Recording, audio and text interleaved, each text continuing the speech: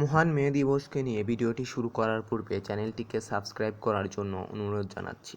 তো চলুন দর্শক, ভিডিওটি শুরু করা যাক।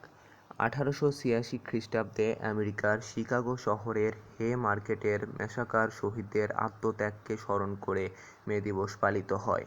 সেদিন দৈনিক 8 ঘন্টা কাজের দাবিতে শ্রমিকরা হে মার্কেটে জমায়েত হয়েছিল। তাদের ঘিরে থাকা পুলিশের প্রতি এক অজ্ঞাতনামার বোমা নিক্ষেপের পর পুলিশ শ্রমিকদের উপর গুলিবর্ষণ শুরু করে।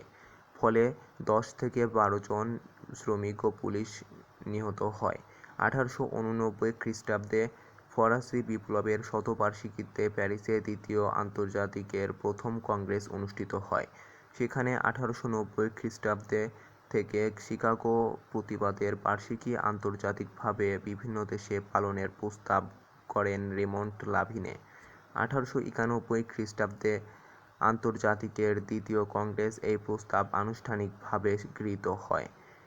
এর পরপরই 1894 খ্রিস্টাব্দে মে দিবসের দাঙ্গার ঘটনা ঘটে। পরে 1904 খ্রিস্টাব্দে আমস্টারডাম শহরে অনুষ্ঠিত সমাজতন্ত্রীদের আন্তর্জাতিক সম্মেলনে এই উপলক্ষে একটি প্রস্তাব গৃহীত হয়।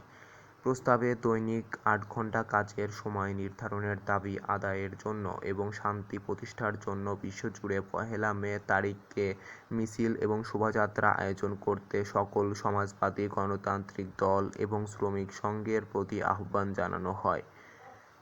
সেই সম্মেলনে শ্রমিকদের হতাহতের সম্ভাবনা না থাকলে বিশ্বজুড়ে সকল শ্রমিক সংগঠন মে মাসের 1 তারিখে বাধ্যতামূলকভাবে কাজ না করার সিদ্ধান্ত গ্রহণ করে।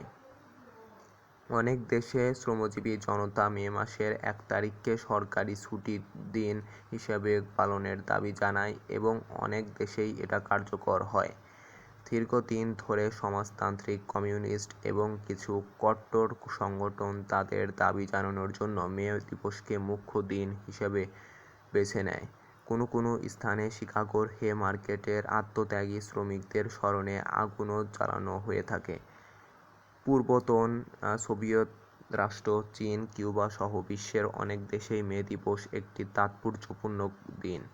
যেসব দেশে এমনকি এ উপলক্ষে সামরিক কুচকাওয়াজও আয়োজন করা হয়। বাংলাদেশ এবং ভারতেও এ দিনটি যথাযথভাবে পালিত হয়ে আসছে। ভারতে প্রথম মে দিবস পালিত হয় 1923 খ্রিস্টাব্দে।